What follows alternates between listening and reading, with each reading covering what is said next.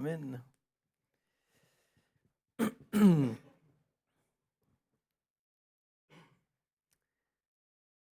Voilà, bonjour à tous. Le plaisir de vous apporter la parole ce matin et ça va un peu dans le même sens que ce qu'on vient de vivre. C'est pas notre mérite, mais Dieu nous aime. Et ce matin, le titre du message, c'est Adopté par Dieu. Et je vais prendre pour ça le texte de Galates 3, verset 15, à Galates 4, verset 7. Donc pour tous ceux qui ont leur Bible, vous pouvez ouvrir à ce passage. Si vous n'avez pas pris votre Bible avec, vous pouvez aussi, il y aura les textes qui seront affichés sur le beamer. Elle est là, la petite zapette. Voilà, vous avez vu peut-être ce matin que j'ai pris quelque chose de particulier avec nous. Donc, on a un, un participant qui s'appelle Christophe. Euh, voilà, c'est un agneau qu'on a. Et bon, peut-être vous savez que j'ai fait une série sur le livre du Lévitique. Et vous avez dit peut-être ce matin, je voulais vous faire une démonstration concrète du sacrifice. Euh, J'aurais pu, hein, là, on l'aurait égorgé, je vous aurais aspergé de sang, mais je ne suis pas sûr que vous auriez trop apprécié. Non, c'est pas, il n'est pas là pour le sacrifice. Euh, mais bon, on peut quand même se dire, bon, quand il a dit que Jésus est l'agneau de Dieu qui ôte le péché du monde, bon, quand on voit un agneau comme ça, on se dit, bon, ben, il n'a pas grand-chose pour se défendre, euh, il échoue. Euh, et de dire, ben, tiens, si lui il devait prendre toute la colère sur lui, bon, ben, ça ferait mal au cœur quand même. Bon, d'autant plus Jésus qui a fait ça pour nous. Mais je vous l'ai pris en fait ce matin parce que je ne voulais pas vous parler de sacrifice, mais vous parler d'adoption justement. En fait, son nom est Christophe parce que en fait, on a été à un mariage samedi passé. C'était un mariage d'amis qui s'appelle, elle s'appelle Stéphanie, lui Christophe. Et puis en fait, ils sont nés en plein milieu du mariage. On a juste dû passer chez nous. Et puis tout d'un coup, j'ai vu qu'ils étaient nés. Alors c'était un peu, enfin voilà. Du coup, on les a appelés comme ça. Il avait une sœur, ou quoi. Il a une sœur toujours qui s'appelle Stéphanie justement. Donc lui, c'est Christophe. Euh, mais voilà que quand ils sont nés, je me suis dit, bon, ben, normalement, ils vont téter, tout ça. Puis lui, je sais pas, il avait un problème, il n'arrivait pas à téter. Bon, ben, on a déjà perdu quelques agneaux cet hiver. Enfin, euh, fait partie de l'élevage. Hein. Bon, on s'est dit, c'est quand même dommage, on ne veut pas le laisser mourir, hein, surtout qu'il faisait froid. Donc, on l'a pris à la maison. Quelque part, on l'a adopté. Et pour qu'il puisse survivre, on a dû lui donner le biberon comme ça. Si ça vous intéresse, je peux vous montrer des photos assez rigolotes. Hein. Voilà, il prendra le biberon à la fin du culte, donc si vous voulez le voir, vous ferez admirer ça. Euh, mais voilà, pourquoi je voulais parler de ça ce matin? Parce que quelque part, bon ben, en faisant ça, Christophe c'est un mâle. Les mâles, bon ben, dans notre élevage, bon ben, ils grandissent à un moment, puis après ils finissent à la boucherie. Voilà, c'est comme ça. Les femelles ont un peu plus de chance parce que bon, ben, on les garde pour justement faire des autres agneaux et ça agrandit le troupeau. Mais donc son sort, c'était destiné à la boucherie. Euh, mais voilà, bon, ben, quand on adopte quelqu'un ou quelque chose, là qu'on adopte Christophe dans notre famille, on n'a plus tellement le cœur à l'amener à la boucherie. Donc son destin a changé parce que le fait qu'on a adopté, surtout que maintenant il commence à nous suivre, comme ça c'est presque devenu un chien. Euh, mais enfin voilà, tout ça pour dire que l'adoption change quelque chose. Et Dieu fait la même chose avec nous. La Bible nous dit que le salaire du péché c'est la mort. On est tous sous cette condamnation, mais Dieu nous a adoptés. Et c'est ce qu'on va voir ce matin dans ce texte de Galates. Juste pour situer un petit peu le contexte, bon, il y a des débats sur quand Paul a écrit cette lettre aux Galates, mais ce qu'on voit dans la lettre, c'est que cette église de Galatie, euh, se trouvait perturbé. Perturbé par des gens qui, au final, amenaient ce que Paul va appeler un autre évangile. Non pas qu'il y a un autre évangile, mais quelque part, c'était probablement des chrétiens d'origine juive qui disaient, en fait, à l'église de Galatie, de dire, mais bon, ok, vous êtes chrétien, mais pour être vraiment, faire partie du peuple de Dieu, vous devez appliquer la loi de Moïse. Donc, il y avait, il semblerait, une importance sur la circoncision. Imaginez, c'est comme si aujourd'hui, j'arrivais, je dis, bon, bah, les amis, vous croyez que vous faites partie du peuple de Dieu? Ben non, il faut... les hommes, est-ce que vous êtes circoncis? Bon, ben non, alors on va y aller après, après le culte, là. Moi, j'ai dû faire les castrations des agneaux, justement, hier. Alors bon, ben de la lancer, là, on peut y aller pour la suite. Hein. Non. Bon, ben, c'était des... Les personnes disaient, mais au final, pour être vraiment, faire partie du peuple de Dieu, il faut appliquer ses lois. Et au final, ça se met le doute. Et il semblerait que ces perturbateurs aussi discréditaient Paul et son message. Donc Paul va répondre avec cette lettre et donner certaines choses importantes dont on va voir ce matin. Mais je crois qu'il y a quelque chose d'important pour nous, c'est que de réaliser que, parce que souvent on a tendance à croire qu'on doit mériter notre salut par nos œuvres, je crois que Dieu veut nous rappeler que ce n'est pas par nos œuvres, ce n'est pas nos mérites. On ne peut pas mériter notre salut, mais Dieu nous rappelle que c'est lui qui nous a adoptés. Non pas à cause de notre obéissance, mais à cause de l'accomplissement de ses promesses en Christ. C'est ce qu'on va voir ce matin. Donc on va prendre cette épître aux Galates, chapitre 3. On va déjà prendre les versets 15 à 18. Paul dit, « Frères et sœurs, je parle ici selon les règles humaines. Quand un testament est établi par un homme, personne ne peut l'annuler ni lui ajouter quelque chose. Or, les promesses ont été faites à Abraham et sa descendance. Il n'est pas dit « et aux descendances », comme s'il s'agissait de plusieurs, mais c'est d'une seule qu'il s'agit, à ta descendance, c'est-à-dire à Christ. Voici ce que je veux dire, un testament que Dieu a établi, la loi survenue 430 ans plus tard ne peut l'annuler et rendre ainsi la promesse sans effet. En effet, si l'héritage venait de la loi, il ne viendrait plus de la promesse. Or, c'est par une promesse que Dieu a accordé sa grâce à Abraham. Le premier point que j'aimerais voir avec vous, c'est que nous sommes enfants de Dieu grâce à sa promesse. Et c'est important de le réaliser.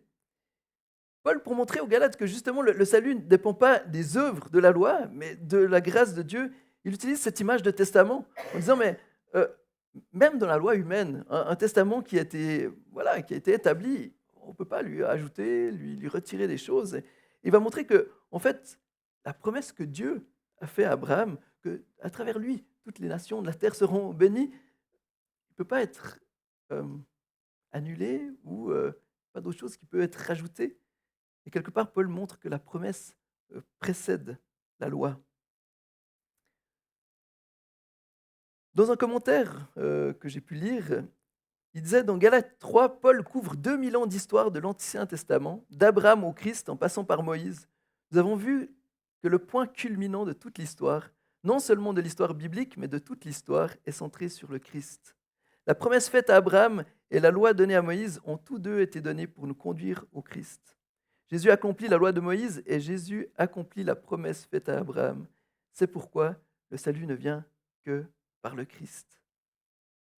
Et c'est important pour nous. Il n'y a rien de neuf dans le monde. On voit que les choses se répètent. Et souvent, bien que je vous apprends rien de nouveau ce matin, je pense, euh, parfois dans notre cœur, on pense un petit peu différemment. On est souvent affecté par cette impression que, quelque part, pour être vraiment, être vraiment enfant de Dieu, bon, oui, il y a Jésus, mais je dois quand même faire quelque chose. Je dois quand même ajouter quelque chose. Des fois, on a l'impression que c'est le respect de certaines règles, au final, qui fait que nous sommes chrétiens. Et pourtant, Paul nous dit non. La seule chose qui fait qu'on peut être enfant de Dieu, c'est la foi en Jésus-Christ. Parce que Jésus est celui qui accomplit les promesses de Dieu. Il est aussi celui qui accomplit la loi. Dans ma Bible d'études que j'ai ici, il a dit: Martin Luther déclare que la justification par la foi seule est le sujet sur lequel repose ou trébuche l'Église. Je crois qu'il y a quelque chose d'important. Martin Luther est justement euh, a redécouvert cette réalité par rapport à justement l'Église qui, quelque part, avait en quelque sorte adopté cet autre évangile. C'est la foi plus les œuvres. Ah, il faut quand même payer les indulgences, etc. Euh, Martin Luther, en lisant la parole, a redécouvert ce principe que la justification par la foi seule, en Jésus-Christ seul, est ce qui nous sauve. Il n'y a rien de plus à ajouter. Mais bien souvent, dans nos propres vies, c'est la même chose. Soit on se repose sur cette vérité, soit on trébuche sur elle. J'aimerais vous interpeller ce matin. Est-ce que vous reposez sur cette vérité ou est-ce que, quelque part, vous trébuchez sur elle? Cette doctrine est une doctrine centrale de la Réforme et elle a été perçue comme le champ de bataille de l'Évangile. Et c'est vrai qu'on a de la peine à l'accepter parce que, quelque part, toute notre mentalité en tant qu'être humain va souvent euh, dans un autre sens. L'impression qu'on doit mériter, quand même faire quelque chose. L'impression que, hey, bon ben, voilà, je dois ajouter à cela. Et je me rappelle quand j'étais jeune chrétien, rempli de zèle et de foi, euh, j'étais souvent assailli de doutes par rapport à mon salut. Je me rappelle combien j'ai passé de nuits, des fois d'angoisse, en me disant, mais est-ce que vraiment Dieu m'aime? Est-ce que vraiment je suis sauvé? Et je me rappelle quand je vous ai déjà raconté ça, mais bon, voilà, pour ceux qui peut-être l'ont pas entendu. Bon, après 12 ans de ministère ici, je suis désolé, mais vous allez entendre certaines choses que je dis. Euh, mais on disait avec des amis des fois, bon ben, pourvu qu'on soit dans le royaume de Dieu, même si on est vers la porte, là, c'est pas grave. Même si quand les gens y rentrent, ça nous tape les fesses, là, c'est pas grave, tant qu'on est dedans. Certains s'en rappellent peut-être, on était en groupe de jeunes ensemble, Fabien puis Jones. Euh, mais on avait cette conception que, bon, waouh, on a envie d'être sauvé comme ça, mais on n'est pas tellement sûr. Donc, au final, bon, ben, pourvu qu'on y soit, même si on est vers la porte, et puis qu'on a les courants d'air, et puis que, bon, ben, il faut qu'on y soit. Mais quelque part, ça montrait qu'on bon, ben, on était peu sûr. Et c'est quelque chose qui m'a travaillé pendant longtemps. Et des fois, je faisais tout mon possible pour, quelque part, mériter cet amour, mériter ce sentiment que Dieu me dise, waouh, je suis fier de toi, t'es mon enfant. Euh, Et justement, jusqu'à ce jour où j'entendais le pasteur Tim Keller, là, dans une conférence où il parlait de ça. Il a parlé de justement nos actions, il a parlé de la grâce, il a parlé de l'évangile. Et il disait, mais on essaye toujours de se sauver par nous-mêmes, on essaye d'ajouter quelque chose à la grâce de Dieu. Et quand il parlait, je me suis vu moi. Je crois que le Saint-Esprit à ce moment-là m'a dit, pour moi, David, hop, là, regarde, c'est toi dont il parle. Et waouh, à ce moment-là, j'ai compris. Pourtant, j'avais fait des études bibliques, j'avais fait plein de choses. J'ai compris que j'essayais parce que je n'étais pas pleinement convaincu que Dieu avait vraiment fait de moi son enfant. Et c'est pour ça que j'aimerais vous parler ce matin de ça, de cette réalité importante. Et j'aimerais vous inviter à réfléchir, est-ce qu'au fond de votre cœur, est-ce que vous croyez que vous êtes accepté par Dieu par la seule foi en Jésus-Christ? Ou est-ce que quelque part au fond de votre cœur, vous avez quand même l'impression de dire oui, mais quand même que je fasse quelque chose? Est-ce que ce matin, tu peux dire avec assurance que tu es sauvé? Est-ce que tu peux avoir cette certitude, cette paix, ce repos dans le fait que ton salut dépend de Christ et de lui seul. Et c'est une vérité qui est reposante, mes amis. Waouh! Mon salut n'est pas entre mes mains, il est entre les mains du Dieu Tout-Puissant, celui qui m'a adopté. Et si ce matin tu dis, bon, bah, ouais, qu'est-ce qu'il raconte là, et que tu sens que ça travaille, tu dis, oui, mais bon,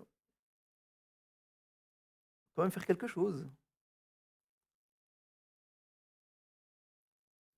Moi, j'aimerais t'inviter à considérer ce que Paul dit.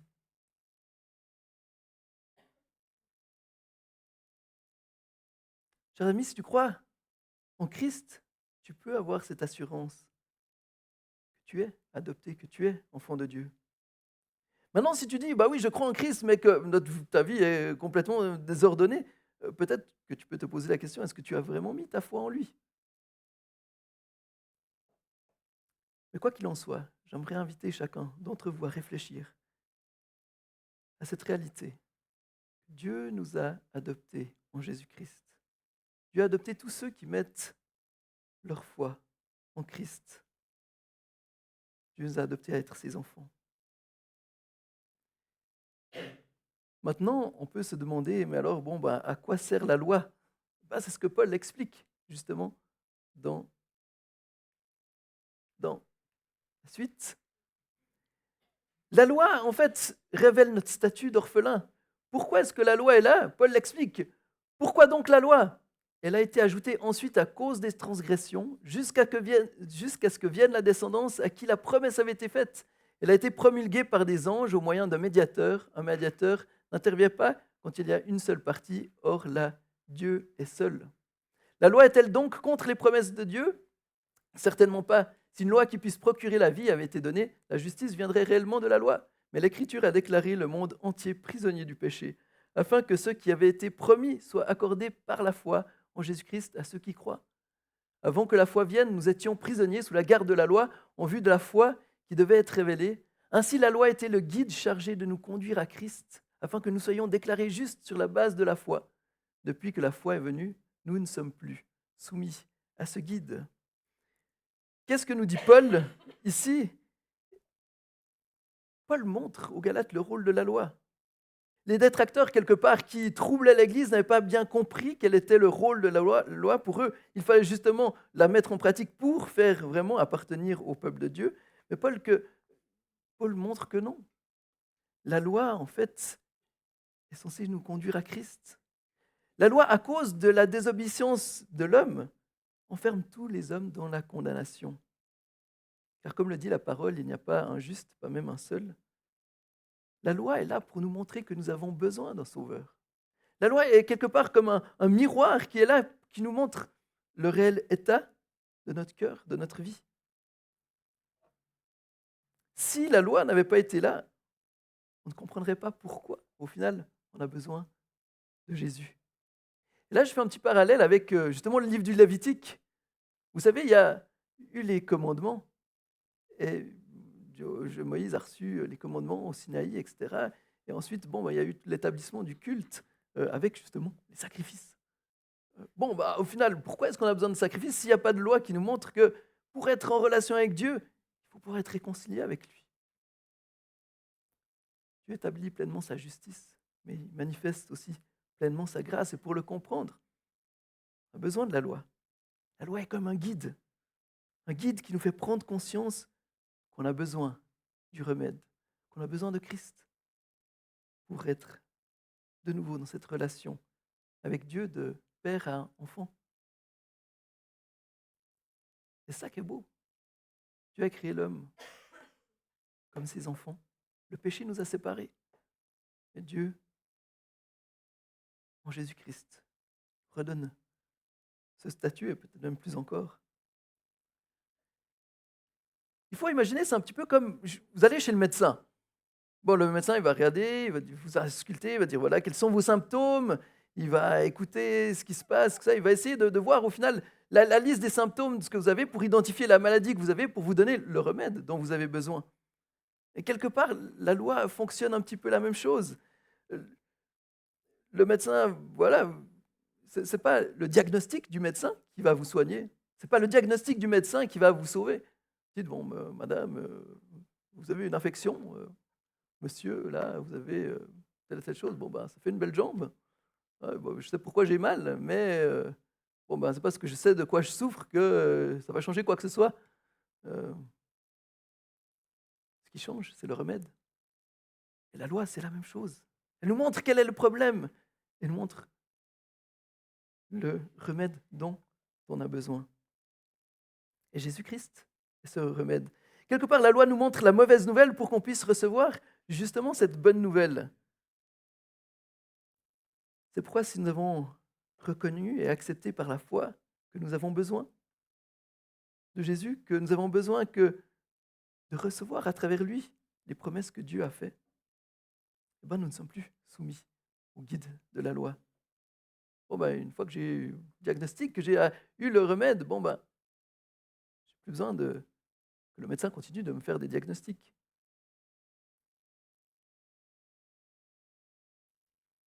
Ce n'est pas l'application de la loi qui fait que nous sommes enfants de Dieu. C'est ce que Christ a accompli pour nous. Quelquefois, quelque part, la loi nous prépare à l'adoption. Elle nous prépare à recevoir le remède. C'est Christ qui l'accomplit. Et c'est important pour nous. On est souvent par nature soit dans justement le légalisme, comme les personnes qui perturbaient l'église de Galatie, ou alors peut-être des fois nous sommes justement laxistes par rapport à la loi. On dit, bon, bah, ouais, Jésus a tout payé, donc on peut vivre notre vie n'importe comment. Non. Euh, Quand on a adopté Christophe, sa vie a changé. C'est plus le même. Il a adopté des comportements nouveaux. La même chose, notre rencontre avec Christ. Quand on est adopté par Dieu, si on est vraiment adopté par lui, si on a réalisé que nous sommes enfants de Dieu, on ne peut plus vivre la même chose. On est transformé. Et c'est ce que Dieu fait dans notre vie.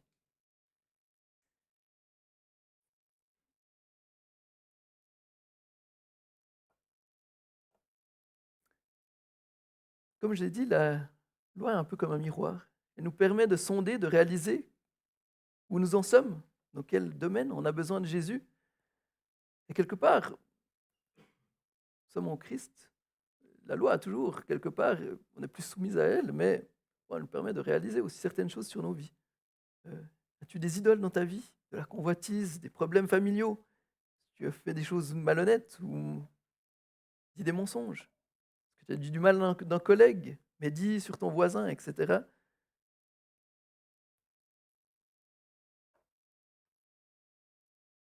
Toutes ces choses devraient non pas nous éloigner de Dieu, mais nous rapprocher de lui. Disons, mon Seigneur, waouh, je réalise combien j'ai encore besoin de toi, combien j'ai besoin chaque jour justement de m'approcher et de me rappeler que je ne suis plus loin de toi, mais que je suis un enfant bien-aimé de Dieu. Et Seigneur, aide-moi à vivre d'une manière digne de ce statut-là. C'est ça qu'on devrait rechercher. Non plus d'être condamné par la loi, mais qu'au contraire, la loi nous amène à toujours plus nous rapprocher de Christ et à toujours plus expérimenter ce fait que on vit cette réalité d'enfant de Dieu. J'espère que vous arrivez à me suivre. Ça va? J'aimerais vous inviter ce temps à réfléchir comment est-ce que cette expérience, comment au final vous pouvez vivre la grâce de Dieu au lieu de la condamnation. Comment est-ce qu'au final les vérités que on voit aujourd'hui ensemble puissent waouh, donner un nouvel élan? Non pas avoir l'impression que Dieu vous regarde ça en attendant, en disant, bon voilà, tu as intérêt de marcher droit, dire, waouh, mais je suis fils, je suis enfant, je suis héritier de Dieu, héritier des promesses de Dieu. Seigneur, waouh, comment est-ce que je peux vivre en étant digne de ce statut, en étant digne, on n'est jamais digne, on est digne en Christ, mais en marchant selon cette identité. Car notre identité n'est pas dans notre capacité à accomplir la loi, mais elle est en Jésus-Christ. Et c'est le cœur, justement, de ce message ce matin. La foi fait de nous des enfants de Dieu. Et ce que Paul continue à développer, Galates 3, versets 26 et 29, il dit « Vous êtes tous fils de Dieu par la foi en Jésus-Christ. En effet, vous tous qui avez été baptisés en Christ, vous êtes revêtus de Christ. Il n'y a plus ni juif, ni non-juif, il n'y a plus ni esclave, ni libre, il n'y a plus ni homme, ni femme, car vous êtes tous un en Jésus-Christ. Si vous appartenez à Christ, vous êtes donc la descendance d'Abraham et vous êtes héritier conformément à la promesse. Magnifique. Waouh. Les Galates qui étaient perturbés, qui ne savaient plus trop qu'est-ce qu'il fallait faire, est-ce qu'on fait partie du peuple de Dieu ou pas. Paul rappelle, vous êtes tous fils de Dieu par la foi en Jésus-Christ. Cette vérité est aussi la nôtre.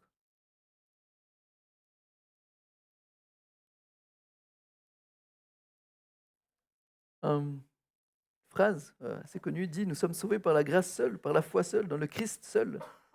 Cette vérité que l'on doit garder. Ce n'est pas en ajoutant l'obéissance de la loi que cela nous rend plus fils. Imaginez si je dis à mes enfants, bon, très bien, vous êtes nés ici dans notre maison, parce qu'on s'est unis avec Sarah. Bon, mais si vous voulez vraiment être mes fils, il faut encore que vous videz bien le lave-vaisselle, que vous travaillez bien à l'école, que vous ne tapez pas votre frère et sœur. Bon, ben, mes enfants ne seraient plus mes enfants aujourd'hui. Si j'avais mis ces conditions-là, je dis pour que vous soyez mes enfants, vous avez intérêt de faire ces choses-là. Bon, ben, ils auraient perdu très vite leur statut d'enfant. Ben, c'est la même chose avec Dieu. Dieu nous a donné ce statut. Il a voulu faire de nous ses fils et ses filles. Et Paul nous dit encore que, Paul rappelle aux personnes de Galates que par le baptême, ils se sont revêtus de Christ. Qu'est-ce que ça signifie? Un commentaire dit que dans la culture de l'Ancien Testament, lorsque nous passions de l'enfance à l'âge adulte et que vous receviez vos pleins droits en tant que fils, vous mettiez littéralement des habits différents. Dit de même, notre ancien moi en Adam est enlevé et jeté lorsque nous devenons nouveaux par la foi en Christ. C'est ce qui se passe lorsque nous sommes unis à lui. En gros, quand on met notre foi en Christ, nous revêtons de cette nouvelle identité, de ce nouveau statut de fils. C'est accompli. Éphésiens 2, 19 dit aussi « Ainsi donc, vous n'êtes plus des étrangers ni des résidents temporaires, vous êtes au contraire concitoyens des saints, membres de la famille de Dieu. » C'est ce qui se passe quand vous êtes unis en Christ. Donc si tu as accepté Jésus dans ta vie, tu es enfant de Dieu, tu peux avoir cette certitude. Non pas parce que tu as fait, non pas parce que tu dois non pas parce que ce que tu dois faire encore, mais parce que Dieu l'a voulu. Et cela indépendant de la race, du statut social ou de notre genre. Comme il est dit, il n'y a plus ni juif, ni non-juif, ni esclave, ni libre, il n'y a plus ni homme, ni femme, car vous êtes tous un en Christ. Alors c'est un texte, des fois, qui n'est pas toujours bien compris. Ça ne veut pas dire qu'on a plus dit. On est tous la même chose. Non. Ce que ce verset veut dire, c'est que notre identité en Christ, c'est plus notre race, notre statut économique ou notre genre qui définit notre place. C'est Jésus-Christ. Comme le dit David Platt, un pasteur que j'apprécie, il dit Paul commence à énumérer certaines des barrières qui séparaient les gens au premier siècle. Et ce sont des barrières qui séparent encore les gens aujourd'hui. Il commence par les barrières ethniques ou raciales, les juifs et les grecs. Il passe ensuite aux barrières sociales, esclaves ou libres. Enfin, Paul parle des barrières de genre, hommes et femmes. Paul ne dit pas qu'en venant au Christ, on perd ces distinctions, qu'on n'est plus juif ou grec, esclave ou libre, homme ou femme. Au contraire, il dit que ces barrières ne divisent plus, parce que nous sommes tous un dans le Christ Jésus. Voilà la beauté de l'Église résumée en un seul verset. Un peuple uni, non pas par son ethnie, son statut socio-économique ou son sexe. Euh, voilà. Mince, pardon, j'ai changé de page, puis j'ai perdu. Voilà. Mais un peuple, voilà, non pas par telle ou telle distinction artificielle établie dans une culture ou une société particulière, mais un peuple de toutes les ethnies, de tous les statuts socio-économiques et de tous les sexes, unis ensemble en Christ. Nous nous tenons tous devant Dieu de la même manière, ayant besoin du Christ, dépendants du Christ, chacun d'entre nous n'étant meilleur ou pire. Nous avons tous besoin de la grâce et nous la trouvons dans le Christ seul, par lequel nous sommes tous devenus les fils de Dieu. Quelque chose d'important, c'est que des fois, quand on rencontre quelqu'un, on lui demande quel est son métier, ça nous donne un peu comme ça d'évaluer son statut comme ça, social. Souvent, justement, on crée notre identité sur ces modèles-là. Waouh, notre réussite, justement, notre travail, tout ça participe à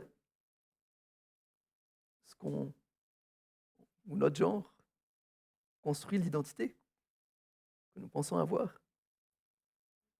Mais Paul nous montre qu'il y a quelque chose de plus important. Notre identité, elle est en Jésus-Christ. Nous avons ces statuts de fils et de filles.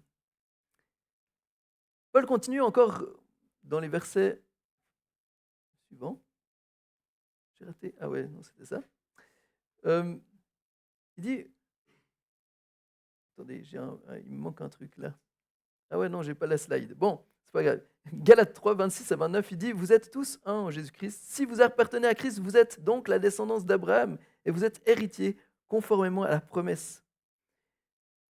On doit réaliser que justement en Christ, on est fils, fille, on est enfant de Dieu, on fait partie du peuple. On est de la descendance d'Abraham. On est les enfants, partie de ces enfants de la promesse. C'est une vérité incroyable de pouvoir le réaliser. Vous vous rendez compte que ce que Dieu a promis à Abraham, vous en êtes les bénéficiaires. Vous êtes héritiers des promesses de Dieu. C'est votre position en Christ. C'est notre identité. Je ne sais pas comment vous voyez. Je ne sais pas quelle pensée vous avez par rapport à vous-même. Je ne sais pas comment est-ce que vous pensez que Dieu vous voit. Ça, c'est comment Dieu vous voit.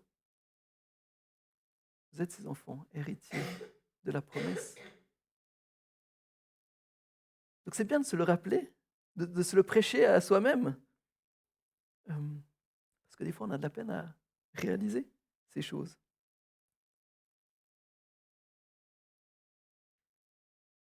Peut-être que vous pensez que Dieu est indifférent, ou peut-être hésitant à votre propos. Dieu dit l'inverse. Vous êtes devenus en Jésus-Christ les héritiers de Dieu. Vous êtes conformément à la promesse faite à Abraham, devenu son peuple, et il est votre Dieu. J'aimerais vous encourager vraiment à réfléchir à ces vérités-là. Je sais que c'est des choses qu'on entend, mais des fois, elles ne rentrent plus dans notre cœur, mais prêchez ça à votre âme. Prêchez ces vérités quand vous doutez, quand vous avez l'incertitude par rapport à l'amour de Dieu pour vous. Rappelez-vous, vous êtes ses enfants. Ça choisit pour vous fassiez partie de son peuple, pour que vous soyez ses enfants, héritiers de ses promesses. Dernier point, Dieu a voulu nous adopter à travers Christ. Galates 4, versets 1 à 7 dit encore, « Voici ce que je veux dire, aussi longtemps que l'héritier est un enfant, il ne diffère en rien d'un esclave, quoiqu'il soit le maître de tout. Il est soumis à des tuteurs et des administrateurs jusqu'au moment fixé par son père. Nous aussi, de la même manière, lorsque nous étions des enfants, nous étions esclaves des principes élémentaires qui régissent le monde. Mais lorsque le moment est vraiment venu, Dieu a envoyé son Fils, né d'une femme, né sous la loi, pour racheter ceux qui étaient sous la loi, afin que nous recevons le statut d'enfants adoptifs. Parce que vous êtes ses fils, Dieu a envoyé dans votre cœur l'esprit de son Fils qui crie « Abba, Père ». Ainsi, tu n'es plus esclave, mais fils. Et si tu es fils, tu es aussi héritier de Dieu par Christ.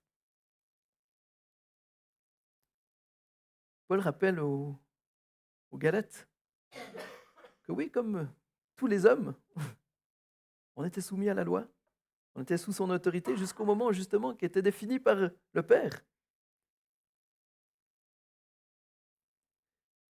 C'était souvent le cas quand, dans l'Empire romain, une personne voulait adopter un enfant. Il y avait cette pratique que des fois, une personne n'avait pas forcément d'héritier ou certains empereurs ne voulaient pas faire hériter leurs enfants, alors ils adoptaient. Et bon, bah, les enfants étaient voilà, soumis à des différents tuteurs, des administrateurs, jusqu'à qu'il soit, arrive le temps où ils recevaient l'héritage légaux. Ils devenaient vraiment fils et filles. Et c'est de la même manière que Dieu agit envers nous. Il a voulu nous adopter à travers Christ au moment que lui a fixé. Et je crois qu'il y a quelque chose d'important, c'est justement de montrer comment Dieu, cette volonté de Dieu de nous adopter, cette volonté de faire de nous ses enfants.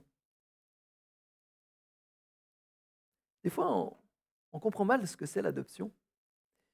Euh, mais justement, j'ai lu ce texte d'un pasteur qui avait adopté, et puis voilà ce qu'il dit de l'adoption. Des fois, on a l'impression que bon, ben, l'adoption, c'est bon, ben, on compare les fils biologiques, les fils adoptifs, on dit bon, ben, c'est pas tout à fait pareil. Mais voici ce que dit ce pasteur. Il dit: le processus d'adoption est un défi à bien des égards. L'une des choses les plus difficiles pour ma femme et moi était d'entendre les gens parler de l'adoption. Les gens savent que ma fille et l'un de mes fils ont été adoptés. Et lorsque nous partageons leur histoire, les gens disent: oh, c'est si gentil. Maintenant, avez-vous aussi des enfants? C'est la première phrase à ne pas dire à des parents adoptifs. J'ai envie de dire: approchez-vous, j'ai un secret. Ce sont tous nos enfants. D'autres questions révèlent une vision similaire de l'adoption. Certains se demandent si nous nous soucions de l'héritage de nos enfants. Et la question même implique que leur héritage se trouve à des milliers de kilomètres. Mais la réalité est la suivante. Leur héritage est ici. Ça ne veut pas dire que le Kazakhstan ou la Chine, les pays où nous avons adopté, ne sont pas du tout pris en compte, ou qu'un enfant qui a vécu dans un autre pays ne devrait pas avoir l'appréciation pour ce pays. Mais mon fils et ma fille sont nos enfants. Pas partiellement nos enfants, mais nos enfants à part entière, avec tout l'héritage de notre famille. Ils font pas partie de notre famille, ils font partie de notre famille au même titre que nos deux autres enfants. Un autre commentaire que nous entendons est le suivant. Je ne sais pas si on peut aimer un enfant adopté comme un enfant biologique. Et voilà que nous utilisons à nouveau cette distinction. Je vous garantis que l'affection que ma femme et moi avons pour les enfants que nous avons adoptés n'est absolument pas différente de l'affection que nous avons pour les fils que nous avons eus naturellement. Ce sont tous nos enfants. Et là aussi, il y a quelque chose d'important. On n'est pas juste des enfants de Dieu de seconde zone. Bon, bah, les enfants adoptifs, bon, bah, voilà, Jésus, c'est le vrai fils. Puis nous, bah, ça qui est extraordinaire. On est rendu réellement fils et filles. On est pleinement héritier de Dieu. C'est ce que Paul montre aux Galates. Dieu nous a adoptés en Christ pour faire de nous ses enfants, ses vrais enfants. C'est ce que nous sommes chacun ici, en Christ, si nous avons mis notre foi en lui. Et regardez encore un petit peu ce qui est dit au verset 6 et 7, justement les derniers versets. Il dit: et parce que vous êtes ses fils, Dieu a envoyé dans votre cœur l'esprit de son Fils, qui crie Abba Père. Ainsi tu n'es plus esclave, mais fils, et si tu es fils, tu es aussi héritier de Dieu par Christ. L'Esprit de Dieu vient habiter en nous. L'Esprit qui atteste que nous sommes enfants de Dieu. L'Esprit qui crie Abba Père. Et cet Esprit vit en vous, si vous avez reconnu Christ. Dieu vous remplit de son Esprit et vous donne une part entière à son héritage. N'ayez donc plus de doute en disant bah, est-ce que j'ai l'Esprit ou pas? Oui, vous avez l'Esprit si vous êtes enfant de Dieu. Vous êtes ses enfants. Vous ne l'êtes pas à cause de qui vous êtes, mais à cause de qui il est. Vous n'êtes pas enfant à cause de ce que vous avez fait, mais à cause de ce que lui a fait. Donc ce matin, si vous êtes en Christ, vous pouvez vous réjouir de cette assurance. Et si ce matin, justement, tu réalises que peut-être que vous n'avez pas mis votre foi en Jésus-Christ, peut-être que pour différentes raisons, vous réalisez que oh, je n'ai pas mis mon espérance en Jésus. Eh bien, la bonne nouvelle, c'est que tu peux le faire ce matin. Tu peux mettre ce matin ta foi en Christ et devenir son enfant. C'est la chose la plus extraordinaire. Et ce choix change tout. Imaginez-vous que un matin, vous êtes chez vous, là, on vient sonner à la porte et une délégation est là et vous annonce que, bon, c'est peut-être pas forcément une bonne nouvelle, mais je ne sais pas, que le roi Charles a décidé de vous adopter pour faire de vous ses héritiers. Bon, je ne sais pas si vous avez envie d'être enfant du roi Charles, mais bon, bah, héritier de lui, peut-être quand même. C'est intéressant. Bon, bon, de le roi Charles, ça peut être quelqu'un d'autre, hein. Bon, bah, imaginez, ça change votre vie. Vous n'êtes plus la même personne. Le fait d'être enfant du roi Charles, ça implique des nouvelles choses, un nouveau statut. Vous héritez de son royaume. Vous n'avez peut-être plus besoin de vous en faire pour vos finances à la fin du mois. Vous vivez différemment. Des choses que vous ne pouviez pas faire avant, vous pouvez les faire maintenant.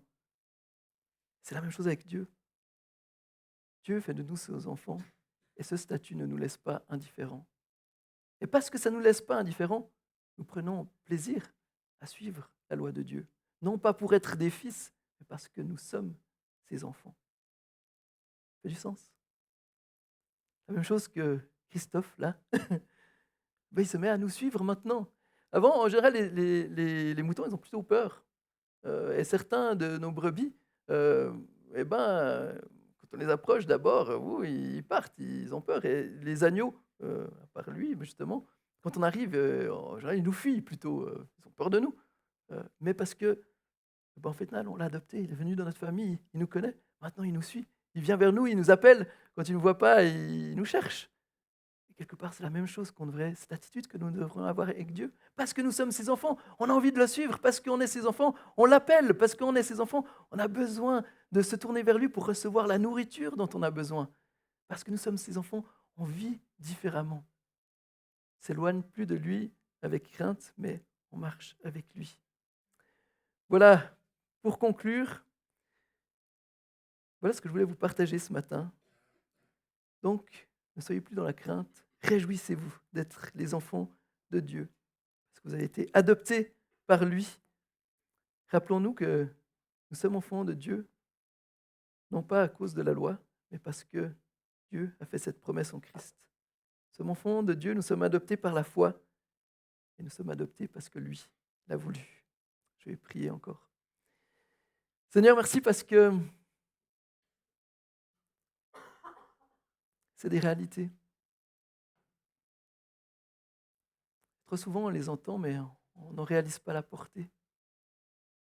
Seigneur, je te prie que tu puisses nous aider à en réaliser la pleine portée. Ce ne sont pas simplement des mots, ce ne sont pas simplement des belles phrases. Seigneur, c'est une réalité. Donne-nous de pouvoir vivre cette réalité d'enfant. Tu sois notre Père. Réaliser que nous sommes tes héritiers. Seigneur, tu nous as aimés. Tu nous as voulu.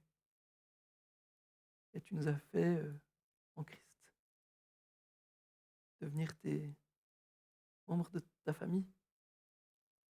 Seigneur, je te prie pour chacun ici. Seigneur, tu sais ce que l'on pense dans nos cœurs. Comment est-ce qu'on vit notre quotidien. Seigneur, donne-nous de pouvoir vivre en tant que fils et filles de toi.